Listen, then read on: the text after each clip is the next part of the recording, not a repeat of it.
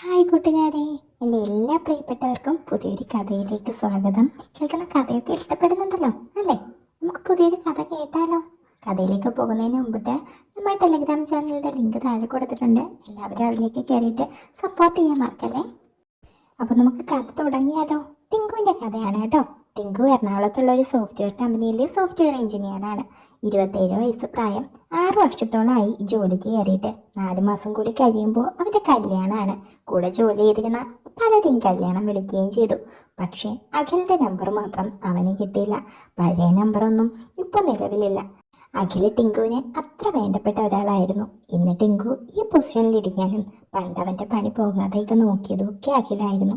അതുകൊണ്ട് തന്നെ അഖില് തൻ്റെ കല്യാണത്തിന് വരണമെന്ന് ടിങ്കുവിന് അതിയായ ആഗ്രഹവും ഉണ്ടായിരുന്നു.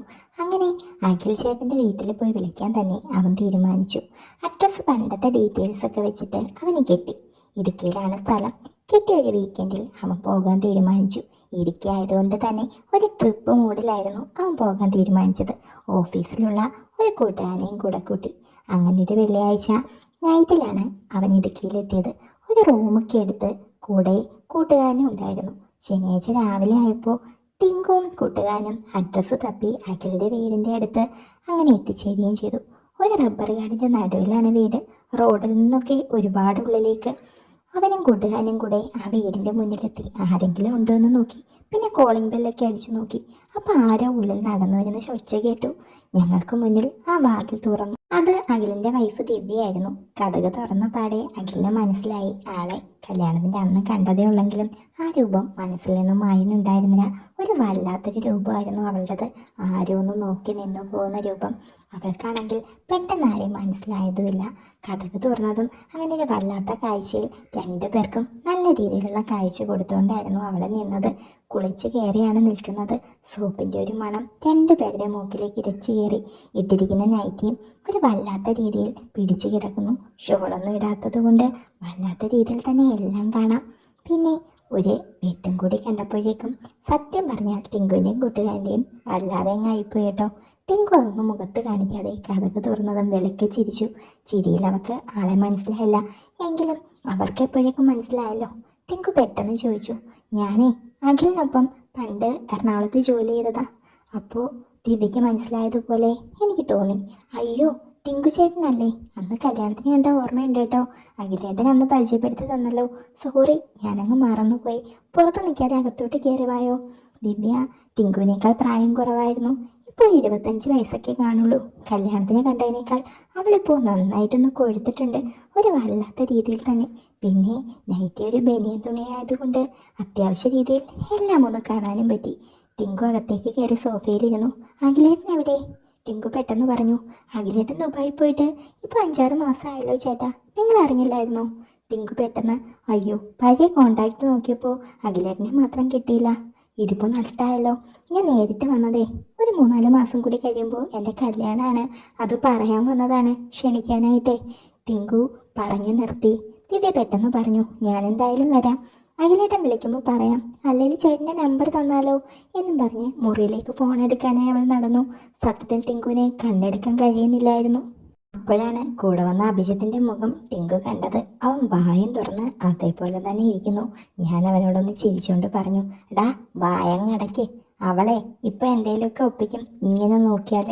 പെതുക്കെ അഭിജിത്ത് സ്വപ്നലോകത്തിൽ നിന്ന് ഉണർന്നു തോന്നുന്നു. അവനും എന്നെ നോക്കി ചിരിക്കാൻ തുടങ്ങി. എന്തായാലും വന്നത് വെറുതെ ആയില്ല കേട്ടോ. രണ്ടുപേരും ആസ്വദിക്കുവാണെന്ന് തമ്മിൽ മനസ്സിലാവുകയും ചെയ്തു. ദിവ്യ അകത്ത് പോയി ഫോൺ എടുത്തുകൊണ്ട് വന്ന് നമ്പർ പറഞ്ഞു കൊടുത്തു. എന്നിട്ട് പറഞ്ഞു, നിങ്ങളിരിക്കെ, ഞാൻ ചായ എടുക്കാം. ടിങ്കു അപ്പോഴാണ് ഡസ്റ്റ്ബിനിൽ കിടക്കുന്ന ഒരു കവർ കണ്ടത്. ആഹാ, അപ്പോൾ അഖിലേട്ടൻ പോയിട്ട് ഇത്രയും നാളായിട്ട് ഇതെവിടെ നിന്നാണോ എന്തോ. ടിങ്കു അത് മനഃപൂർവ്വം മറ്റവനോട് പറഞ്ഞതുമില്ല. ടിങ്കുവിന് മനസ്സിലായി ഇവളെ കെട്ടിയോനെ ഗൾഫിൽ വിട്ടിട്ട് ഇവിടെ എന്തൊക്കെയോ പരിപാടിയാണെന്ന്. ടിങ്കു ഒരു കൗതുകത്തിന് ചോദിച്ചു, ദിവ്യയുടെ ഒറ്റയ്ക്കാണോ? അഖിലിൻ്റെ അമ്മയൊക്കെ? അമ്മ ഒരാഴ്ചത്തേക്ക് നാത്തൂൻ്റെ വീട്ടിലേക്ക് നിൽക്കാൻ പോയിരിക്കുക. ഇപ്പോൾ 2 ദിവസം കഴിഞ്ഞു. അത് കേട്ടതും അഭിജിത്തിനെ കൊണ്ടുവന്നത് ശരിയായില്ല. ഒരബദ്ധമായി പോയോ എന്നവന് തോന്നി. എൻ്റെ പൊന്നോ, ഞാൻ കണ്ട ആ കവർ വെച്ച് എന്തെങ്കിലും ഒന്ന് പറഞ്ഞു ഒപ്പിച്ചാലോ എന്ന് ടിങ്കുവിന് തോന്നി. ഇവനിരിക്കുമ്പോൾ എങ്ങനെയാ? അപ്പോൾ 2 ദിവസമായിട്ട് ഇവളിവിടെ എന്തൊക്കെയോ പണി ഒപ്പിക്കുന്നുണ്ട്. ശരിക്കും ടിങ്കുവിന് മനസ്സിലായി. അവൾ ഇട്ടുകൊണ്ടുവന്ന് ചായയും കുടിച്ച് അവളെ ഒന്ന് എന്തൊക്കെയോ ചെയ്യാനായിട്ടേ ഉള്ള ആഗ്രഹമായിട്ട് അവർ രണ്ടുപേരും അവിടെ ഇരിക്കുകയാണ്. അവൾക്കാണെങ്കിൽ കെട്ടിയവൻ ഗൾഫിലായതുകൊണ്ട് ഒരു വല്ലാത്ത വിഷമത്തിലായിരുന്നു. പക്ഷേ ആ വിഷമം ശരീരത്തിന് ഇല്ല എന്നുള്ളത് മുഖം കാണുമ്പോൾ തന്നെ മനസ്സിലായി. കല്യാണത്തിന് വരണമെന്ന് പറഞ്ഞ് ടിങ്കുവും അഭിജിത്തും ഒരു വല്ലാത്ത വിഷമത്തിലാണ് അവിടെ നിന്ന് ഇറങ്ങിയത്. എന്നാലും ആ കവർ കിട്ടിയത് ടിങ്കുവിനൊരു ശുഭ സൂചനയായി തന്നെ തോന്നി. യാത്രക്കിടയിൽ അഭിജിത്ത് പറഞ്ഞു, അവൻ എന്തിനാണോ ഇത്രയും നല്ലൊരു പെണ്ണിനെ കളഞ്ഞിട്ട് ഗൾഫിൽ പോയി കിടക്കുന്നേ? ടിങ്കു പെട്ടെന്ന് പറഞ്ഞു, അവൻ ദുബായിൽ ആരെങ്കിലുമൊക്കെ ഒപ്പിച്ച് കാണടാ. നീയും കമ്പനിയിലെ അങ്ങനെയൊക്കെയല്ലേ? അങ്ങേരും പണ്ടത്തെ അവിടെ അങ്ങനെ ആയിരുന്നു. നമ്മുടെ കമ്പനിയിലെ ചർച്ച നീ കേട്ടിട്ടില്ലേ? പണ്ടത്തെ ഒരു സാധനമായിരുന്നു അഖില്. ഞാൻ ചിരിച്ചുകൊണ്ട് പറഞ്ഞു, ആഹാ, ഞാനും കൂട്ടത്തിലാണോ? ഒരഭിമാനം പോലൊക്കെ തോന്നുന്നുണ്ട് കേട്ടോ. അഭിജിത്ത് അങ്ങനെയാണ് പറഞ്ഞത്. പിന്നെ ദിവ്യ എങ്ങനെ തീർക്കുന്നു എന്തോ അല്ലേ? അഭിജിത്ത് പെട്ടെന്ന് പറഞ്ഞു. പെട്ടെന്നാണ് ടിങ്കു അപ്പോഴും ആ കിടന്ന കവറിൻ്റെ കാര്യം അവനോട് പറയാത്തത് ഓർത്തത്. പാവം ഈ പൊട്ടൻ അറിയില്ലല്ലോ അവളവിടെ എന്തൊക്കെയോ പരിപാടി ഒപ്പിക്കുന്നുണ്ടെന്ന്. ശരിക്കും ടിങ്കുവിനെ അവിടെ നിന്ന് കിട്ടിയാൽ കൊള്ളാമെന്നുണ്ടായിരുന്നു. കല്യാണം പോലും അവനപ്പം മറന്നു കളഞ്ഞു. പെട്ടെന്നൊന്ന് രാത്രിയായാൽ മതിയായിരുന്നു. ടിങ്കുവിന് അങ്ങനെയാണ് തോന്നിയത്. രാത്രി ഒരു 7 മണിയൊക്കെ ആയപ്പോൾ ടിങ്കു അവൻ്റെ മണവാട്ടിയെ വിളിക്കാനുണ്ടെന്നും പറഞ്ഞ് അഭിജിത്തിനെ റൂമിൽ നിന്നും പുറത്തേക്ക് മാറ്റി. അവൻ പതിയെ നടന്നു. അവനാകെ ലക്ഷ്യം ദിവ്യയായിരുന്നു. അവിടേക്കൊന്ന് പോയാലോ, പിന്നെ അവിടെ വരുന്നത് ആരാണെന്നൊന്ന് കണ്ട് മനസ്സിലാക്കാം. അവളുടെ വീടിന് ചുറ്റും കാടായതുകൊണ്ട് ഒരു ചെറിയ പേടിയുണ്ടായിരുന്നു. എങ്കിലും ചുറ്റും വീടുകളൊന്നും ഇല്ലാത്തതുകൊണ്ട് നാട്ടുകാർ പിടിക്കുമോ എന്നുള്ള പേടിയൊന്നും ടിങ്കുവിനില്ലായിരുന്നു. പതിയെ വണ്ടി ഒരു അകന്ന സ്ഥലത്തേക്ക് വെച്ചിട്ട് അവളുടെ മതിൽ ചാടി അകത്ത് കയറി. വീടിൻ്റെ മുൻപിൽ ഒരു ബൈക്ക് ഇരിക്കുന്നത് അവൻ കണ്ടു. അകത്താളുണ്ടെന്ന് അവന് മനസ്സിലായി. എന്നാലും ആരും അറിയില്ല എന്നുള്ള ധൈര്യം തന്നെയായിരിക്കും ഇവളെ ഇതിനെ പ്രേരിപ്പിക്കുന്നത്. പാവ അമ്മച്ചി എന്തൊരു ധൈര്യത്തിലാണ് മോടെ വീട്ടിൽ പോയി നിൽക്കുന്നത്. മരുമോൾ ഇവിടെ എന്താണെന്ന് വല്ല അറിയുന്നുണ്ടോ? വീട്ടിൽ ആരുമില്ലാത്ത സമയമായതുകൊണ്ട് പെണ്ണ് എന്തൊക്കെയോ അകത്ത് പറ്റിക്കുകയാണെന്ന് ശരിക്കും അവന് തോന്നി. ഉള്ളിലുള്ളവൻ ആരായാലും അവൻ ഇപ്പോഴൊന്നും തുടങ്ങിയതല്ല, ഇനിയെങ്കിലും നാട്ടിലുള്ളപ്പോഴേ തുടങ്ങിയതാണോ എന്നും അവനൊരു സംശയം ഉണ്ടായി.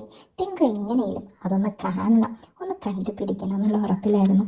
അകത്ത് ലൈറ്റുണ്ട്, അതുകൊണ്ട് കർട്ടൻ്റെ ഇടയിലൂടെ അവന് ചെറുതായിട്ടൊക്കെ കാണാം. കർട്ടൻ്റെ ഇടയിൽ കൂടി കാണാം ദിവ്യ അവിടെ ഇരുന്ന് എന്തോ എടുക്കുന്നു. അവൻ അതിനനുസരിച്ച് എന്തോ ചെയ്തു കൊടുക്കുന്നുണ്ട്. പിന്നെ ഇട്ടിരിക്കുന്ന ഡ്രസ്സോ കാര്യങ്ങളോ ഒന്നും വ്യക്തമായി കാണാൻ പറ്റുന്നില്ല. ടിങ്കു അത് മൊബൈലിൽ നിന്ന് എടുക്കാൻ നോക്കി. പക്ഷേ അത്രയ്ക്കൊന്നും വ്യക്തമല്ലായതുകൊണ്ട് തന്നെ അവനതിന് കഴിയുന്നില്ലായിരുന്നു. അവൻ എങ്ങനെയെങ്കിലും അത് വ്യക്തമായി കാണണമെന്നുള്ള ചിന്തയിൽ പതിയെ ഒന്ന് മുകളിലേക്ക് നോക്കി. അപ്പോൾ മുകളിലത്തെ ഭാഗം കട്ടനില്ലാതെ കിടക്കാണ്. അവൻ പതിയെ അള്ളിപ്പിടിച്ച് ആ ഭാഗത്തേക്കൊന്ന് കയറി. ഓ, അകത്തേക്ക് നോക്കിയതും സത്യത്തിൽ ടിങ്കു ഞെട്ടി.